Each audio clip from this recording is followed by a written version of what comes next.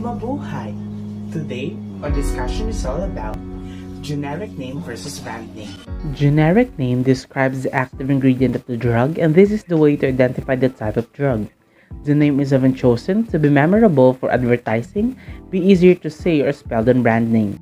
Examples include paracetamol and metformin. Trade name. Trade name is the name given by the company that makes the drug and is usually easy to say for sales and marketing purposes. The trade name may also be called the brand name.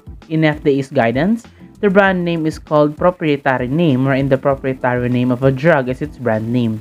Examples: metformin is the generic name for diabetes, and glucophage is known to be its brand name. Metoprolol is the generic name for hypertension, and Lopressor is its brand name. Generic names are not as good as trade names because they are cheaper. Just because the brand and generic have identical drug molecules and their bio and pharmaceutical equivalent, it doesn't mean that they are the same in every way.